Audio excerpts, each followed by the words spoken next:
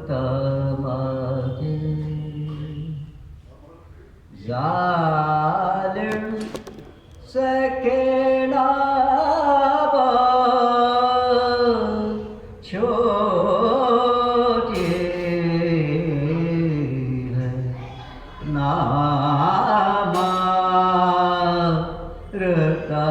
नामारुतमते जालिम सकेना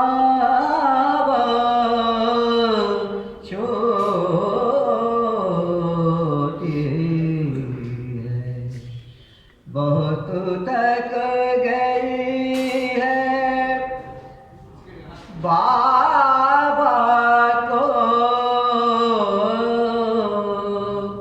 रोते रोते बहुत तक गए हैं बाबा को रोते रोते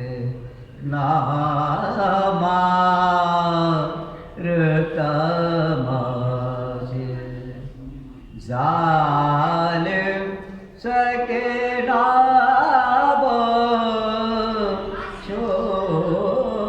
छोटी कानों से छीने गौहर दामन बिजले कानों से छीने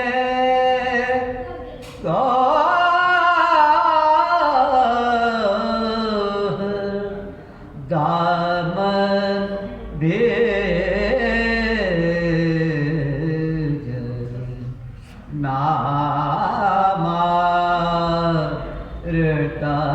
नामारुतमते जालिम सकेना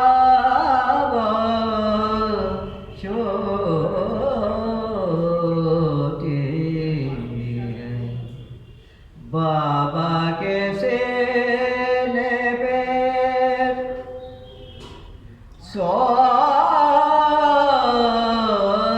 सोने वाले कब कैद खाने सो रही है बाबा के सीने पे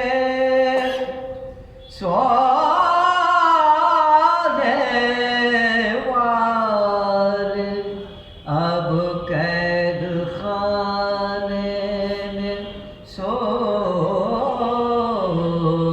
रही है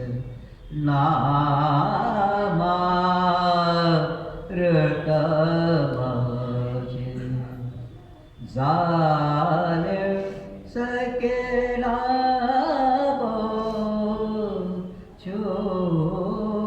छोटी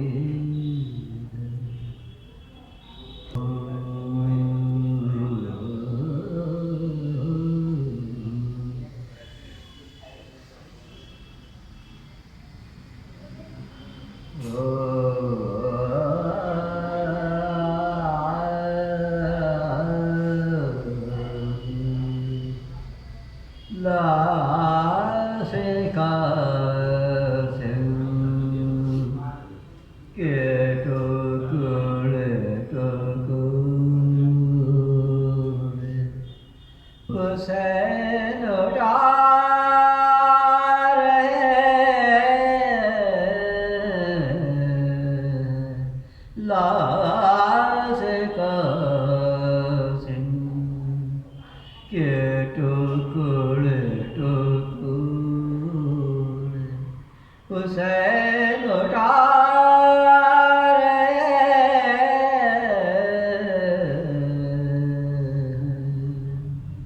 कट गया बाज़ोए आबा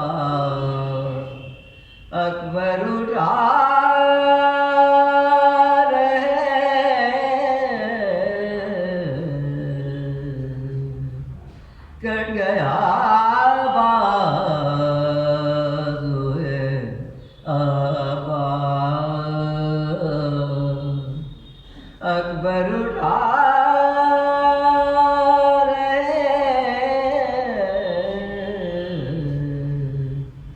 لاز قاسم کے ٹکڑے حسین اٹھا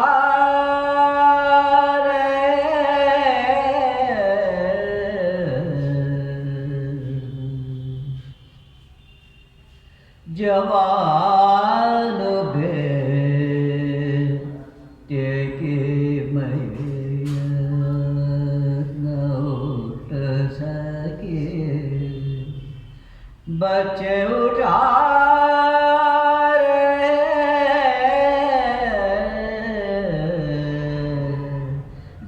جوان بیٹے کی میت نہ اٹھ سکے بچے اٹھا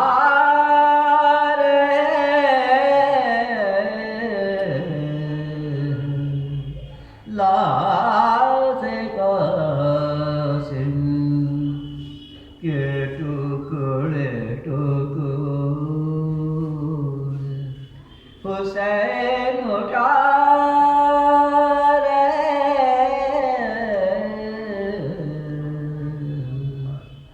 کٹ رہا ہے بھائی کا گلا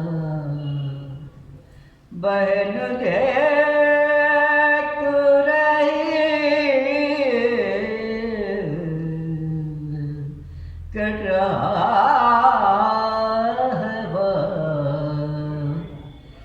کا گلا بہن دیکھ رہی لاز قاسم کے ٹکڑے حسین اٹھا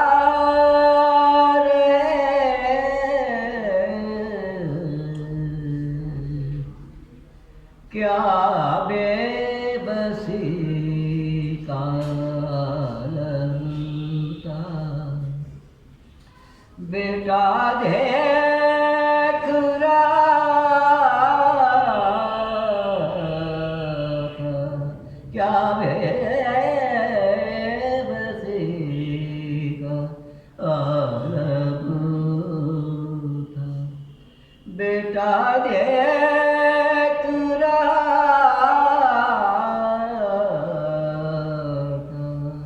لاز قاسم کے ٹکڑے حسین اٹھا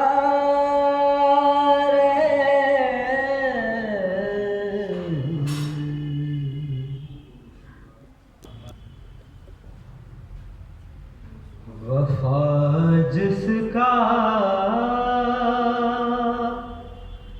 پڑھے کلمہ سے عباس کہتے ہیں وفا جس کا پڑھے کلمہ سے عباس کہتے ہیں جسے سجدے کرے سجدہ سے عباس کہتے ہیں جو ہے شبیر کی قوت علی کو نہ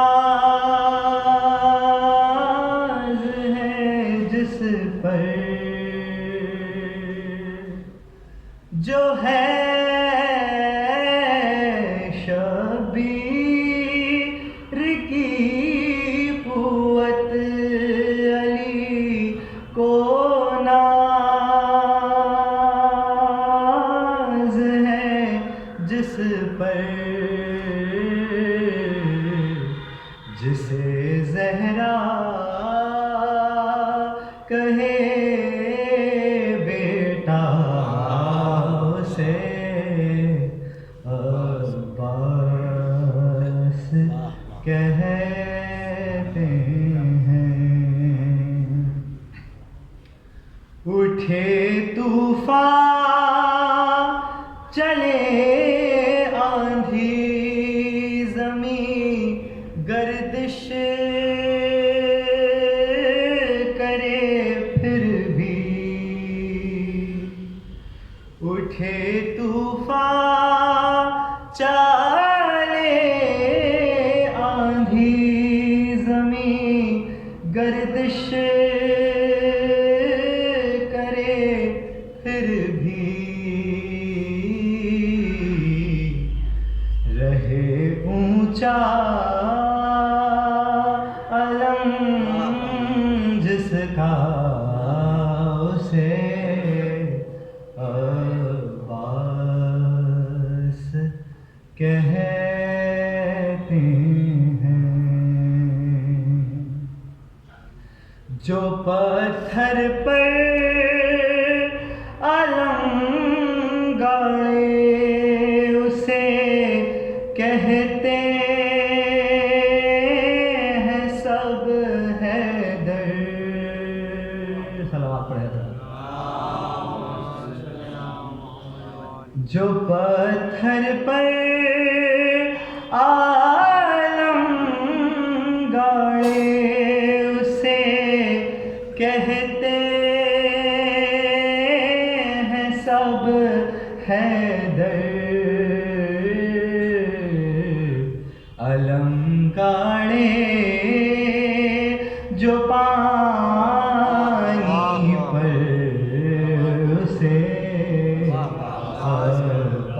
عباس کہتے ہیں. وفا جس کا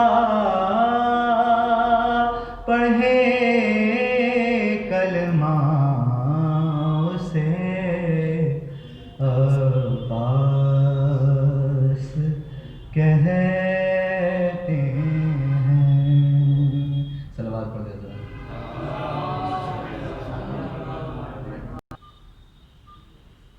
مادر حسنین بنت رسول جناب فاطمہ الزہرا صلوات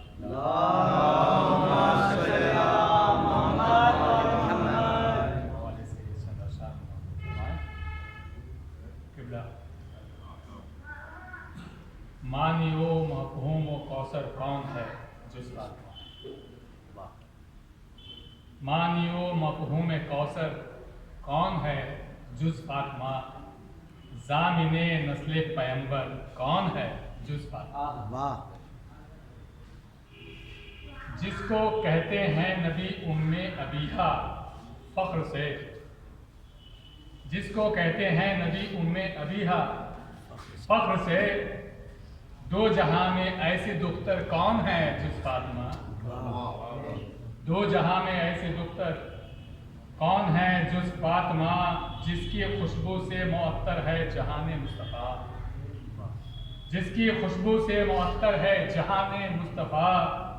باغ احمد کا گلیتر کون ہے جز فاطمہ.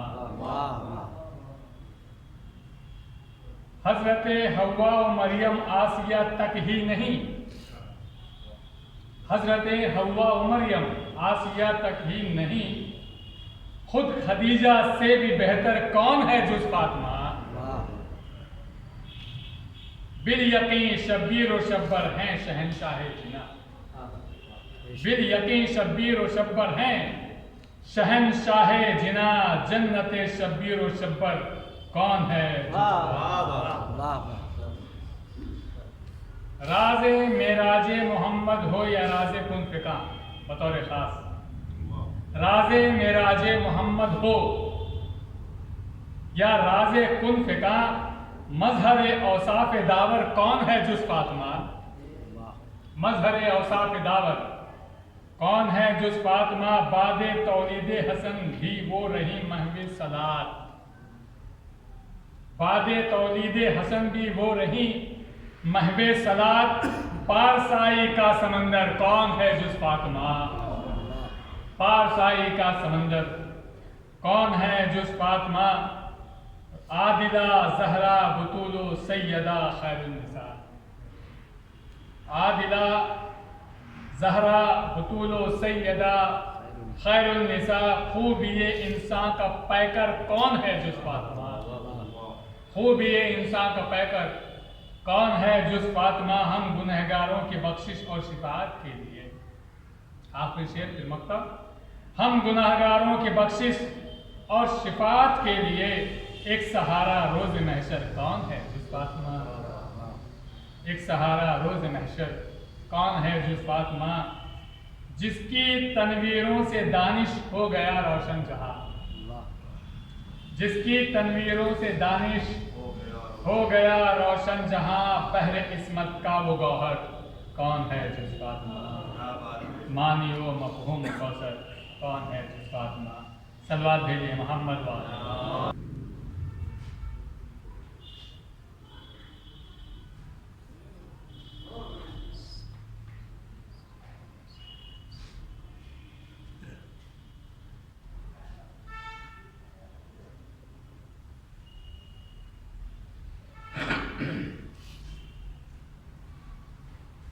لا حول ولا قوة إلا بالله العلي العظيم.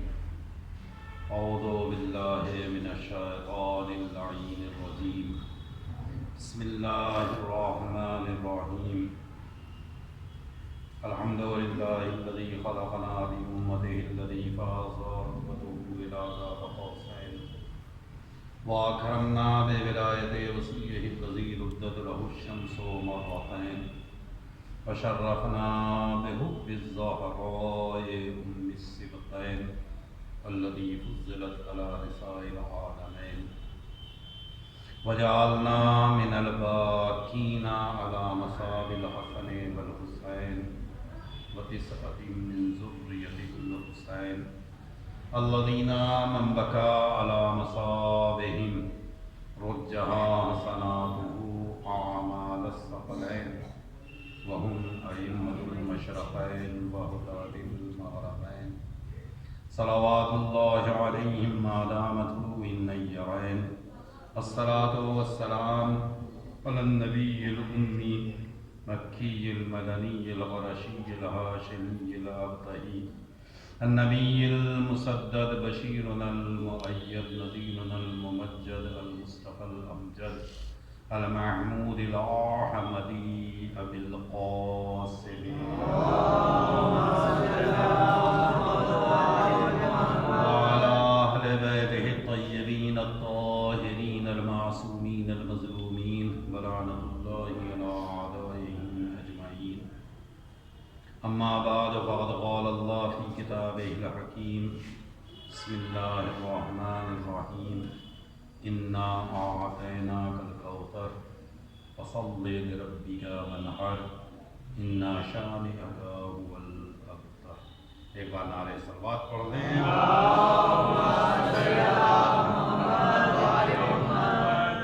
عزیزان محترم و عاشقان جناب فاطمہ الزہرا سلام اللہ علیہا،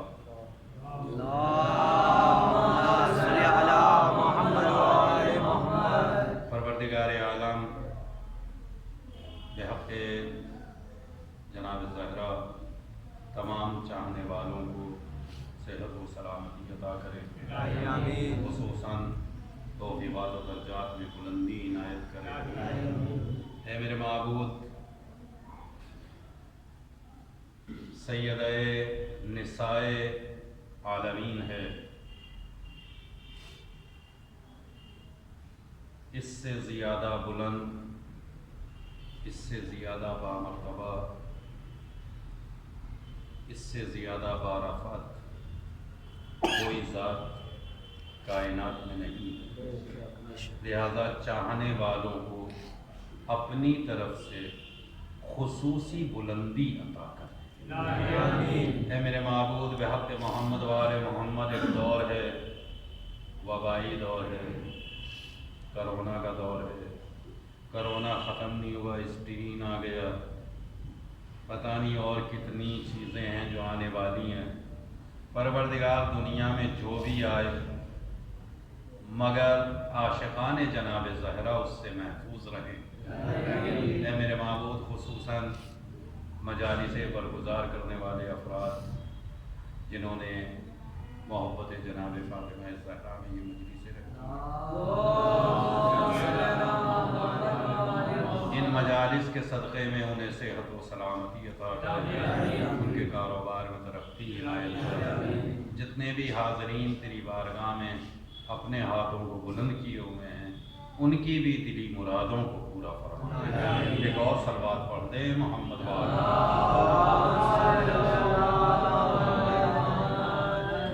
عزیزو، زیادہ دیر زحمت دینا مقصد نہیں ہے، ایک مفہوم ادا کرنا ہے آج کی مجلس میں، انشاءاللہ باقی مفاہیم باقی مجلس۔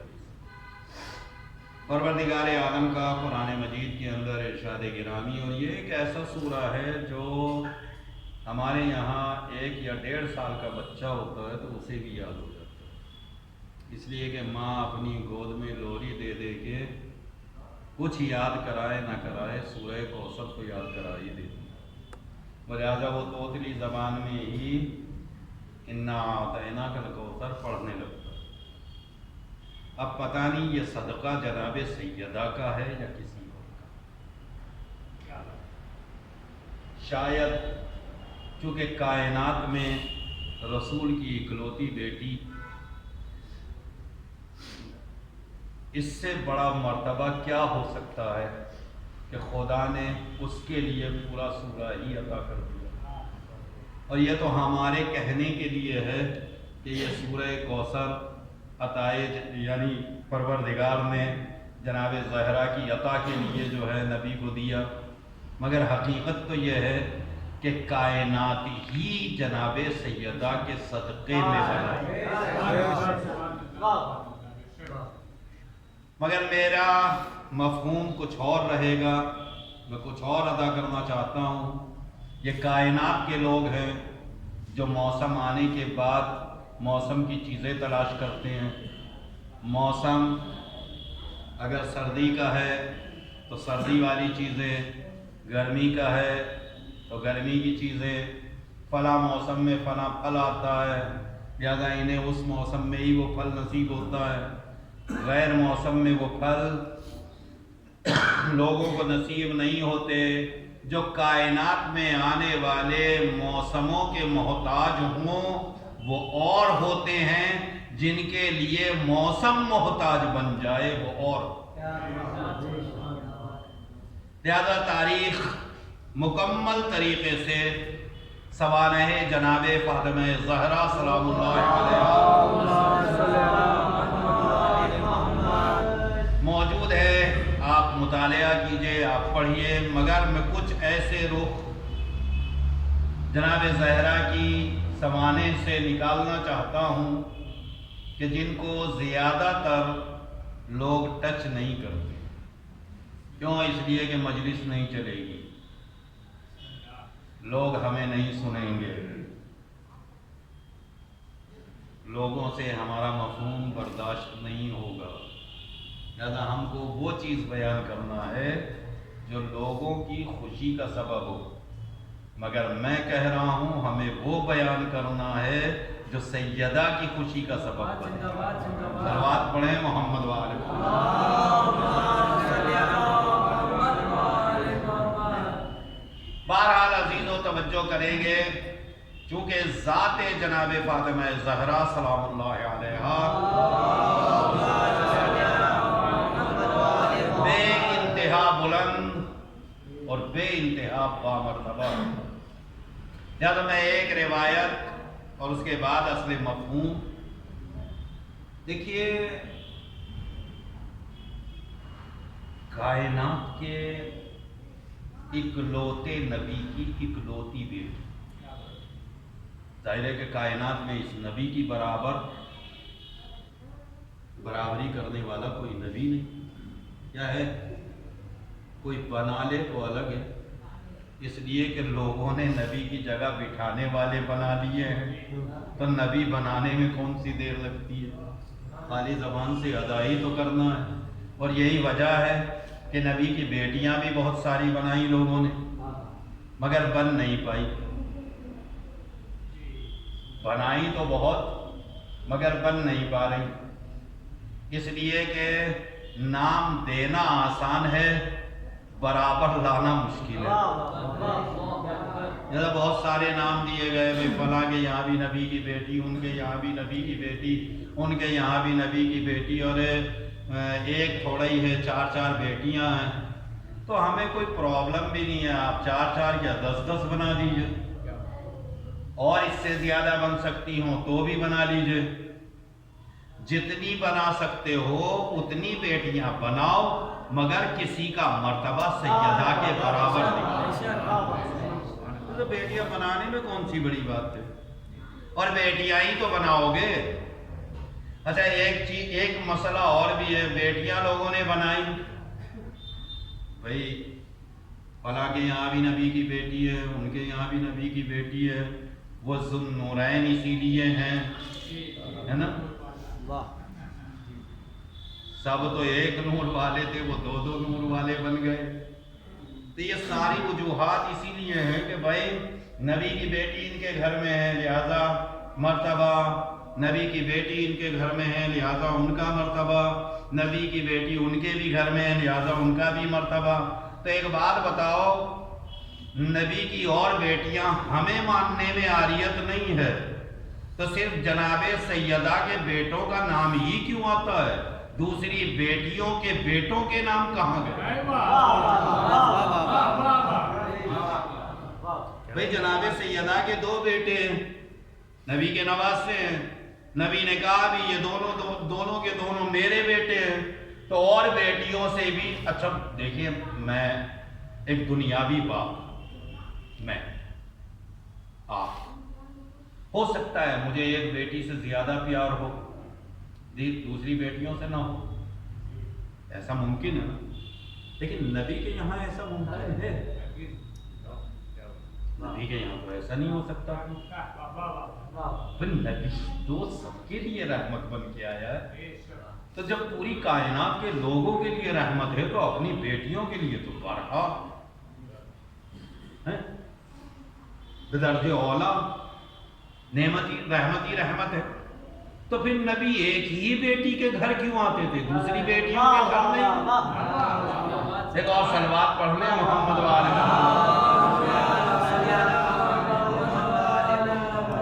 بھائی، نبی جب بھی آئے تو سیدہ کے دروازے پہ آ کے سلام کیا۔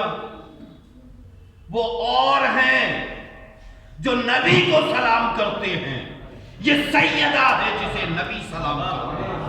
ایک اور صلوات پڑھ لیں محمد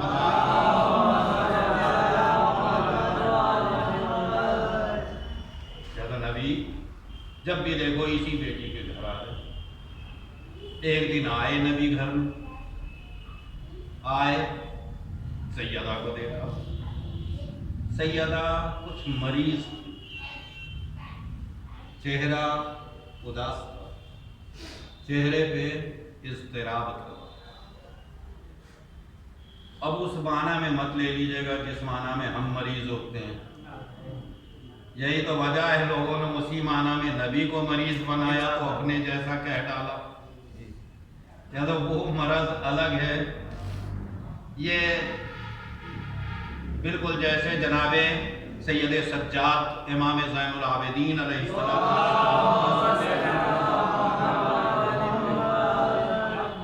بہرحال کہا جاتا ہے بیمار کربلا، یہ ہم لوگ کہتے ہیں کہ وہ بیمار کربلا ہیں، جو کربلا کو بھی بیمار کر دے وہ سید سجاد ہے۔ بات ہی الگ ہے، امامت ہے۔ لہذا جناب سیدہ کے چہرے پہ تھوڑی اداسی ہے، تھوڑی محزون ہے، اضطراب ہے۔ نبی نے ایک مرتبہ بیٹی کا چہرہ دیکھا اور فرمایا، میری لال کیا بات ہے، کچھ اضطراب ہے، چہرے پہ اداسی ہے، یہ کون ہے؟ نبی۔ کس سے کہہ رہا ہے؟ اپنی بیٹی سے۔ ایک بات بتائیے، جب آپ شادی کر کے کسی کو اپنے گھر لے آتے ہیں تو وہ آپ کی کیا ہوتی ہے؟ جی وہ بھی بیٹی ہی ہوتی ہے نا، تو شفیق باپ کی طرح ہونا چاہیے نا اس کے لیے۔ جو بیاہ کے لائی ہے وہ کون ہے؟ بہو۔ جو بیاہ کے آئی ہے وہ بہو ہے، جو بیاہ کے لائی ہے وہ ساس ہے۔ مگر ساس، دیکھیے اب توجہ کیجئے گا، مفہوم انشاءاللہ اپنی جگہ ادا کروں گا۔ مثلا آپ نے اپنے بیٹے کی شادی کی، ایک جگہ رشتہ طے کیا، جب رشتہ طے کرنے گئے تو بڑی بڑی مہربانیاں دکھائیں، ارے نہیں ہم تو بیٹی ہی بنا کے لے جا رہے ہیں اور بیٹی ہی طرح رکھیں گے اور ایسا ہوگا اور ایسا ہوگا اور یہ کریں گے، میں ماں بن کے رہوں گی، میں باپ بن کے رہوں گا، ہے نا؟ یہی سارے مسائل ہوتے ہیں۔ اب ساس کی عمر کا اندازہ کریں پہلے اور سسر کی عمر کا اندازہ کریں، کم سے کم کتنی ایج؟ بھئی بہت کم بھی لگائیے گا تو 60-70 سال تو ہوتی ہے نا؟ 60 سال کے مثلا سسر ابا، اگر 60 سال کے سسر ہیں تو کم سے کم 50 سال کی ساس اماں، ہے نا؟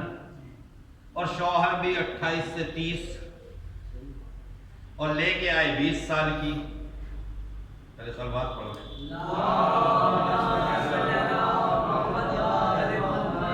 بھائی 20 سال کی لڑکی سے آپ نے 28-30 سال کے لڑکے کی شادی کی ہے تو آپ کی عمر ہے 60 سال، ان کی اماں کی عمر ہے 50 سال، بیٹے کی عمر ہے 30 سال۔ اب صبح بیٹی بہو اٹھی، جب آئی تازی تازی تو مسائل نہیں تھے، لیکن گھر میں قدم رکھنے کے بعد کوئی مسئلہ ایسا نہیں ہے جو نہ ہو، سارے مسائل اکھڑنے لگے۔ اور یہ کیا ہے، کچن میں آ کے کھڑی ہو گئی، اسے تو کھانا بنانی نہیں آتا، یہی ہے نا؟ اسے تو فلاں کام کرنا نہیں آتا، اسے تو یہ کام بھی نہیں آتا، یہ تو کوئی سبزی بنانا نہیں جانتی، اسے تو گول روٹیاں بنانا نہیں آتی۔ اب یہ تو ساس اماں کی شکایتیں، ادھر سے پھر سسر ابا نے بھی نئے نئے الزامات لگانے شروع کر دیے، نئی نئی تہمتیں سسر ابا بھی لگا رہے ہیں۔ جب یہ دونوں نے لگائی تہمتیں، الزام اور فلاں، یہ تو نکمی ہے، اسے تو کام نہیں آتا، یہ تو کچھ کرنا نہیں چاہتی، ادھر سے اب شوہر نے بھی۔ میں ایک جملہ کہنا چاہتا ہوں، یہ 60 سال کے ہیں نا، یہ 50 سال کی ہے، یہ اس 20 سال والے کو اپنے پیمانے پہ کیوں ناپ رہے ہیں؟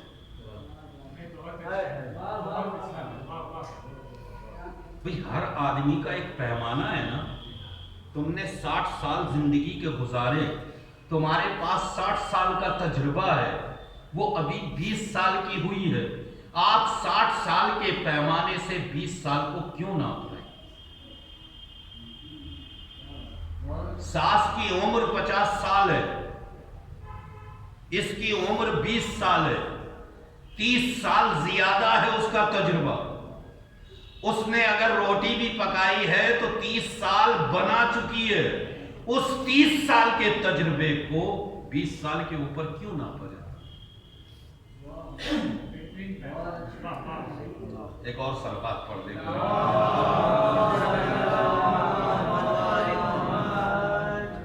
ہمارے معاشرے کی خطا یہی ہے، ہمارے معاشرے کا سب سے بڑا مسئلہ یہی ہے کہ ہم سامنے والے کو نہیں دیکھتے، ہم اپنے آپ کو دیکھ کے اپنا پیمانہ بنا لیتے ہیں۔ یہ کوئی سوئچ تھوڑی ہے کہ بٹن دباؤ بلب چل جائے۔ تم ماں ہو، اپنے تجربے اسے سکھاؤ، تم باپ ہو، اپنا علم اسے بتاؤ، یہ بھی بالکل آپ کی طرح سیکھ جائے گی۔ لیکن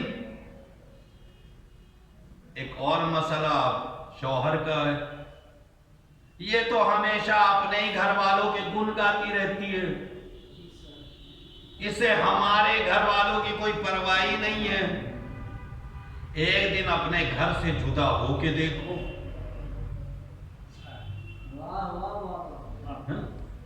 ایک دن اپنا گھر چھوڑ کے دیکھو، وہ سارے خاندان کو چھوڑ کر چلی آئی تمہاری محبت میں، تم بات بھی نہیں کرنے دینا چاہتے ہو۔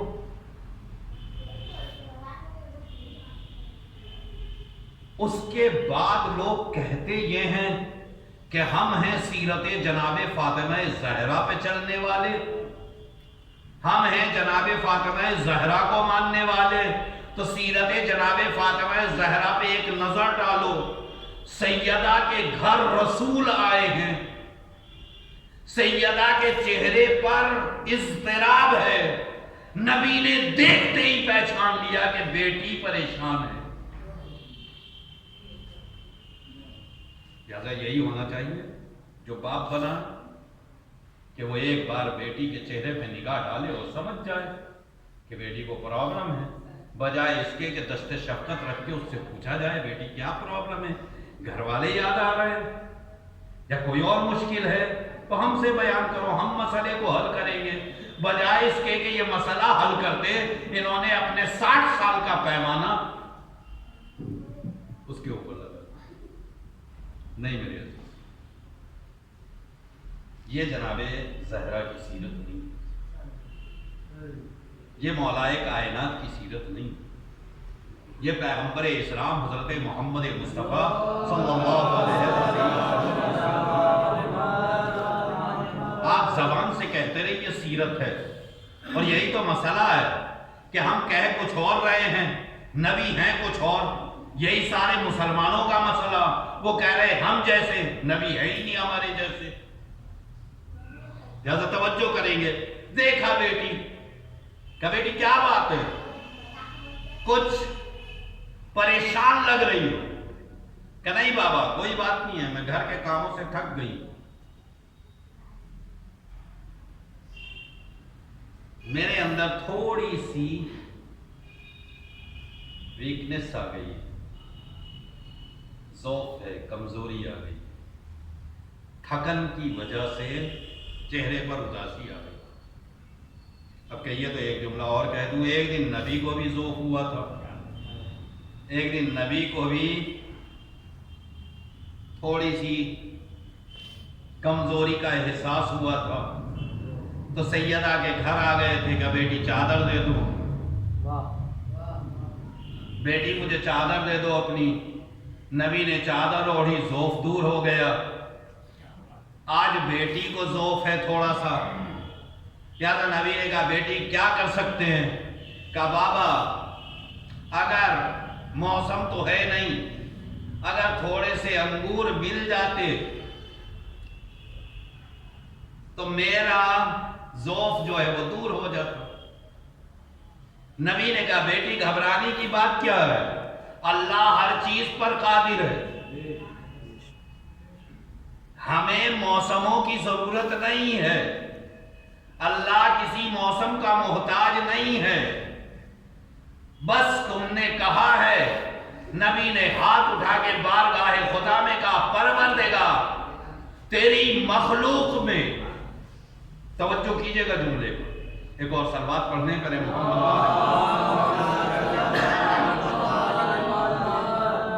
نبی نے بارگاہ خدا میں کہا پروردگار تیری مخلوق میں جو سب سے بہترین فرد ہو اس کے ذریعے سے انگور بھیج، تیری مخلوق میں۔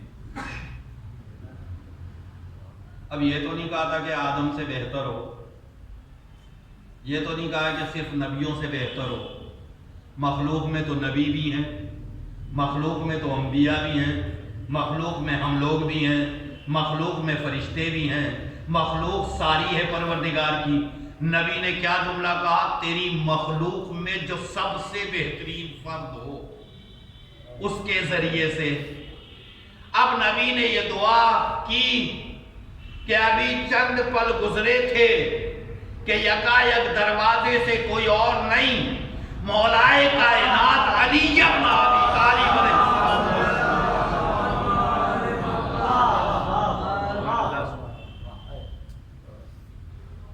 اب آگے دامن میں انگور کی ٹوکری لیے ہوئے گھر کے اندر داخل ہوئے تو ایک بات تو واضح ہو گئی، دنیا والے کسی کو بھی بہترین بنائیں، دنیا والے کسی کو بھی بہترین کہیں، مگر اللہ کی نظر میں نبی کی زبان سے اگر کوئی بہترین ہے تو وہ ذات مولائے کائنات علی بن ابی طالب علیہ السلام۔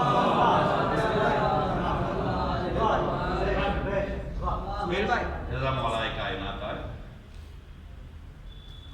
اب آگے دامن میں انگور کی ٹوکری، جناب سیدہ نے ان انگور میں سے تھوڑے سے انگور تناول فرمائے۔ تو یہ بتائیے، آپ بھی دوا کھاتے ہیں، بیمار ہو جاتے ہیں تو دوا کھاتے ہیں نا، ڈاکٹر کے پاس جاتے ہیں، جناب مجھے بخار آ گیا، میرے درد ہو رہا ہے، مجھے تکلیف ہو گئی ہے، ڈاکٹر جو ایک نسخہ بنا کے دیتا ہے، آپ میڈیکل اسٹور پہ آتے ہیں، وہاں سے دوا لیتے ہیں، دوا لینے کے بعد گھر آتے ہیں، گلاس میں پانی لیتے ہیں، دوا نکالتے ہیں، کھاتے ہیں، تو کھانے کی کتنی دیر بعد ٹھیک ہوتے ہیں؟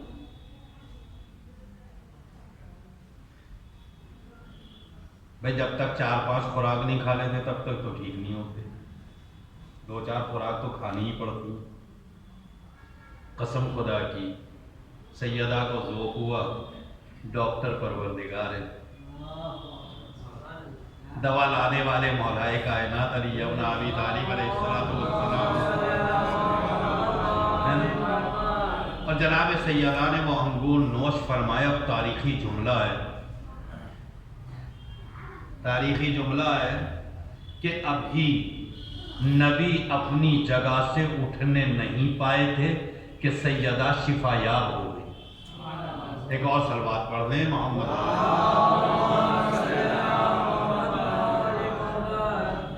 سیدہ کی تھکاوٹ دور ہو گئی۔ اب آپ خود سوچیے، توجہ کیجیے، موسم نہیں تھا انگور کا، نبی نے دعا کی، پروردگار ایسے شخص کے ذریعے کہ جو تیری مخلوق میں سب سے بہترین ہو، اس کے ہاتھ میری بیٹی کے لیے انگور نازل کرو۔ لانے والی ذات تاریخ نے بالکل صاف جملے میں لکھا کہ کوئی اور نہیں آیا، مولائے کائنات علی بن ابی طالب علیہ السلام۔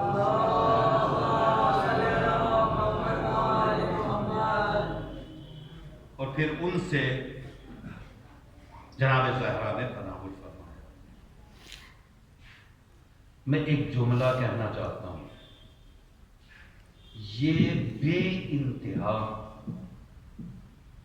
بلند شخصیت ہیں، اگر چاہ لیں تو حاضر ہو جاتا ہے، کہہ دیں تو ہو جاتا ہے، کیونکہ جو مرحلہ خدا کے لیے ہے کن فیکون، ان کے یہاں بھی وہی مرحلہ، یہ چاہیں تو کچھ بھی آ سکتا ہے۔ یہ تو انگور کا مسئلہ ہے، کچھ بھی اگر ارادہ کر لیں تو وہ ہو جائے گا۔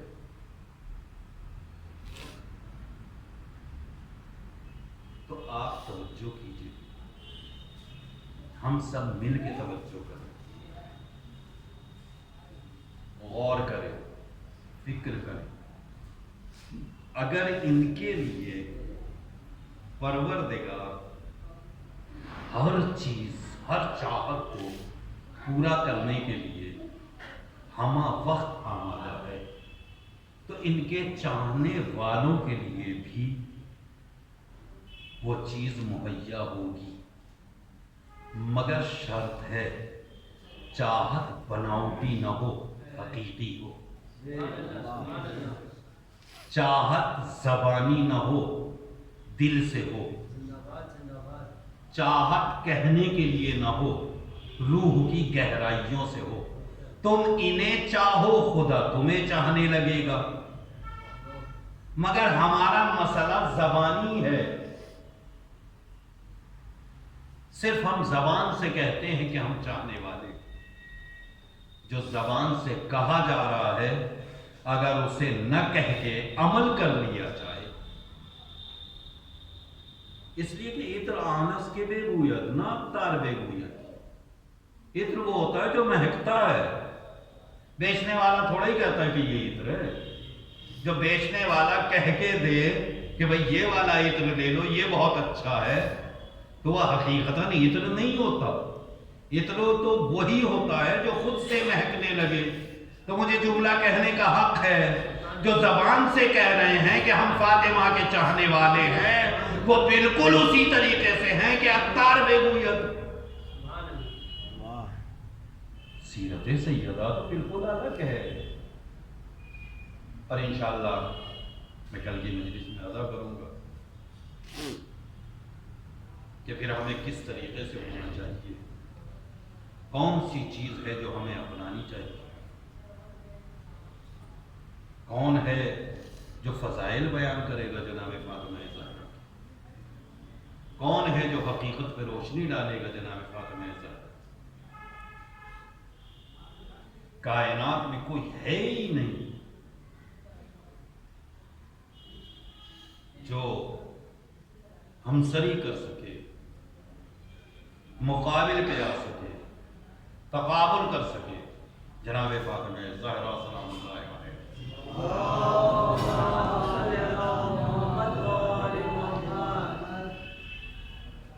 لہذا میرے عزیزوں،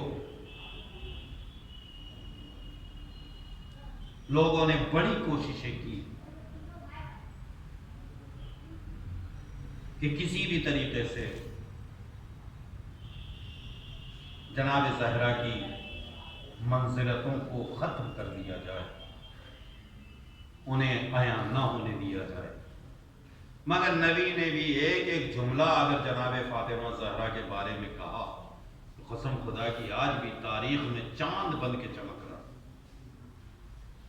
لوگوں نے جتنا چھپانا چاہا اتنا ہی روشن ہوتا چلا جا۔ لوگوں نے کہا بہت ساری بیٹیاں ہیں تاکہ جناب زہرا کی منزلت کم ہو جائے۔ نبی نے کہا فاطمہ تو بضعۃ منی، فاطمہ میرا ٹکڑا۔ اب لے آؤ جتنی بھی بیٹیاں بنانی ہو بنا لو، مگر نبی کا اگر کوئی جز ہے، نبی کا اگر کوئی ٹکڑا ہے تو وہ جناب فاطمہ۔ اور یہ نبی کا جز نہیں ہے، نبی کا ٹکڑا نہیں ہے۔ میں ذرا سا بس جملے میں ہی، ترجمے میں ہی پیچ و تاب جو ہے اسے لفظوں میں واضح کر دوں۔ نبی کا جز نہیں ہے فاطمہ، نبی کے ٹکڑے کا نام نہیں ہے فاطمہ، نبوت کے ٹکڑے کا نام ہے فاطمہ۔ نبی کا ٹکڑا ہونا اور ہے، نبوت کا ٹکڑا ہونا اور ہے۔ جیسا جناب زہرا کے لیے نبی نے کہا فاطمہ تو بضعۃ منی، فاطمہ میرا ٹکڑا ہے۔ اب اگر میں انسان ہوں تو یہ انسانیت، میں اگر نبی ہوں تو یہ نبوت۔ لہذا جن لوگوں نے نبی کو صرف انسان مانا ہے ان کے لیے سیدہ اور ہے، مگر ہم نے نبی کو صرف نبی نہیں مانا، صرف انسان نہیں مانا، بلکہ نبی رسول ہے، نبی نبی ہے۔ وما محمد الا رسول، نہ محمد کچھ ہے ہی نہیں سوائے رسول کے۔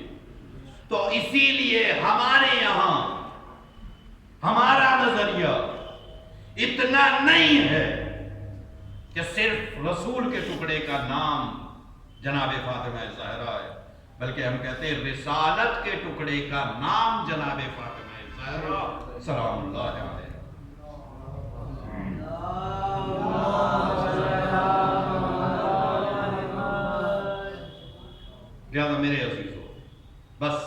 اس سے زیادہ عرض نہیں کرنا ہے آج. اے نبی ہم نے آپ کو کوثر عطا کیا، یہی ہے وہ ذات. اور یہ دنیا ہے، یہ بخشنے والی نہیں ہے. اس کے سامنے جو بھی آ جائے، لوگ کہتے ہیں زبان سے ارے نہیں میں تو، ارے نہیں میں تو، یہ کہنے سے نہیں، عمل سے سمجھ میں آتا ہے. جو افراد رسول کے دور میں تھے وہ بھی رسول کو رسول ہی مانتے تھے، مگر جب اپنی چاہتیں سامنے آتی تھیں تو یہ کہتے ہوئے بھی نظر آتے تھے. آج تو ہمیں بڑا شک ہو رہا ہے کہ واقعی ہیں بھی رسول یا نہیں ہیں. ان کی رسالت میں ہمیں شک ہو رہا ہے.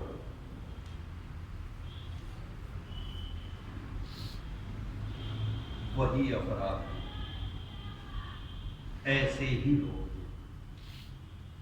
کہ جنہوں نے ابھی رسول کا کفن بھی میلا نہیں ہونے دیا کہ وہ زہرا کے دروازے پر سیدہ کے دروازے پر لکڑیوں کا انبار جمع کر.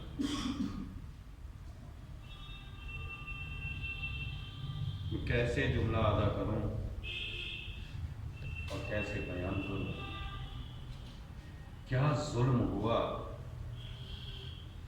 نبی کی اس بیٹی پر. اگر نبی کی بیٹی سے بغض، میں جملہ بدلوں، پوری دنیا کو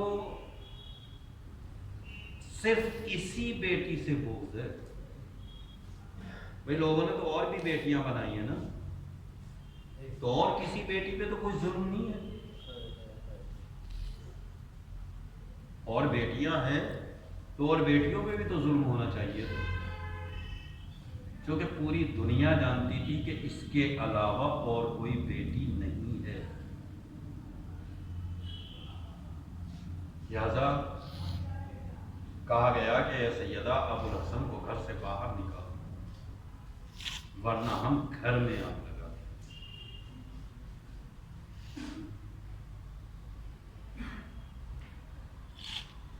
لکڑیوں کا ایک انبار دروازے پر جمع کیا گیا. میں یہی سوچ رہا تھا کہ کس میں اتنی ہمت ہے کہ جس دروازے پر نبی آ کے سلام کرتے ہو اسے نبی کے چاہنے والے آگ لگا دیں.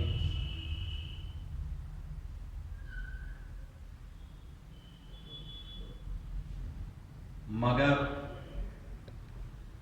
تاریخ شاہد ہے کہ صرف لکڑیوں کا انبار جمع نہیں کیا گیا بلکہ واقعاً لکڑیوں کو آگ لگا دی گئی. لہذا دروازے میں جب آگ لگی تو پھر تاریخ کا ایک اور نیا ظلم تھا جو رقم ہوا. صرف دروازے میں آگ نہیں لگی، جب آگ جلتی ہے اور شعلے بہت زیادہ بڑھتے ہیں تو آپ کو معلوم ہے کہ آج کے دور میں جو ہمارے یہاں دروازے بنتے ہیں پرانے دور میں ویسے دروازے نہیں ہوتے، بلکہ پرانے دور میں بڑی بڑی میخ ہوتی تھی، کیلیں ہوتی تھی جو دروازوں کے اندر لگائی جاتی تھی. اور جب آگ کے شعلے بھڑکنے لگے تو ظاہر ہے کہ ان کیلوں میں گرمی اور حرارت بڑھنے لگی، یہاں تک کہ میخیں سرخ ہو گئیں. اب وہ جب جلتا ہوا دروازہ نبی کی بیٹی کے اوپر گرایا گیا تو تنہا جلتے ہوئے دروازے کے نیچے سے زیادہ نہیں، یہ کائنات کا بہت بڑا ظلم ہے جو جناب سیدہ کے اوپر ڈھایا گیا، ڈھانے والے کوئی اور نہیں ہے، وہ بھی مسلمان ہے۔ لہذا وہ جلتی ہوئی میخیں سیدہ کے جسم میں درائی۔ اگر ذرا سا بدن کہیں سے جل جائے تو آدمی کو اپنا ہوش نہیں رہتا، آدمی اپنے آپے سے باہر چلا جاتا ہے۔ جلتی ہوئی میخیں در آئی ہیں جسم سیدہ کے اندر، جلتا ہوا دروازہ ہے سیدہ کے اوپر۔ اب اتنا ہی نہیں، اب اس سے بھی بڑا ایک اور ظلم ہے جو سیدہ کے اوپر واقع ہوا کہ جب یہ دروازہ گرا تو بے حیا لوگ اسی دروازے کے اوپر سے اتر کے گھر کے اندر گئے۔ یہ بھی تاریخی جملے ہیں۔ یہ ایک اور ظلم ہے جو سیدہ کے اوپر ہوا۔ اب اس کے بعد ایک اور ظلم ہے، وہ یہ کہ جب دروازہ گرا تو سیدہ کی پسلیاں شکستہ ہو گئی۔ اگر ایک پسلی میں تھوڑا سا درد ہو جائے تو آدمی سے سانس لینا مشکل ہو جاتا ہے۔ اگر ایک پسلی میں ہلکی سی چبھن آ جائے تو آدمی سانس نہیں لے پاتا ہے۔ سیدہ کی ایک پسلی نہیں، تین پسلیاں ٹوٹ گئی ہیں۔ یہ بھی ظلم سیدہ برداشت کر رہی ہیں، مگر صرف ظلم یہیں پہ نہیں رکا، اس سے بھی آگے بڑھا کہ سیدہ کے شکم میں محسن شہید ہوا۔ آپ صرف اتنا سمجھتے ہیں کہ جلتا ہوا دروازہ گرا دیا گیا، سیدہ نے نوحہ پڑھ دیا، صبت علیہ مصائب لو انہا صبت علیہم سرنا لیالیا۔ نہیں میرے عزیزو، یہ سارے مظالم ہیں جو سیدہ نے بیک وقت برداشت کیے۔ بس ایک پل اور توجہ کریں، جس میں سیدہ شکستہ ہو گیا، جلتی ہوئی کیلیں جسم میں در آئی ہیں، محسن شہید ہو گیا ہے، پسلیاں ٹوٹ گئی ہیں، اوپر سے بے حیا گزر رہے ہیں۔ ایسے عالم میں سیدہ نے آواز دی، اسماء کہاں ہو، فضا کہاں ہو، میری خبر دو۔ اسماء دوڑی ہوئی آگے بڑھی، ایک مرتبہ سیدہ کے قریب آئیں۔ آنے کے بعد اب سچ بتائیے گا، اگر میں یہاں سے راستہ چلوں اور میرے پیر میں ٹھوکر لگ جائے، میرے انگوٹھے میں چوٹ لگ جائے، میرا ہاتھ اسی زخم کے اوپر جائے گا، میں جب بھی سوال کروں گا اسی کے بارے میں کروں گا۔ مگر سیدہ نے نہ پسلیوں کے بارے میں کچھ کہا، نہ جلتے ہوئے دروازے کے بارے میں کچھ کہا، نہ شہادت کے بارے میں کچھ کہا، بس ایک سوال کیا، اسماء بتاؤ علی کہاں؟ اسماء مجھے خبر دو، علی کہاں ہے؟ جب سیدہ نے یہ سنا ہوگا کہ علی کے گلے میں رسی کا پھندا ڈال کر کشا کشا کھینچا جا رہا ہے، تو یہی تو وجہ ہے کہ سیدہ نے نوحہ پڑھا، صبت علیہ مصائب لو انہا صبت علیہ سرنا لیالیا۔ میں کہوں گا بی بی، یہ مصائب کی ابتدا ہے، آؤ ذرا کربلا کے میدان میں، ارے آپ ہی کا رختے جگر تیروں سے چھلنی، میدان کربلا زمین لرز رہی تھی، آسمان کانپ رہا تھا، ایک آواز آ رہی تھی، الا قد قتل الحسین ذبح الحسین حسین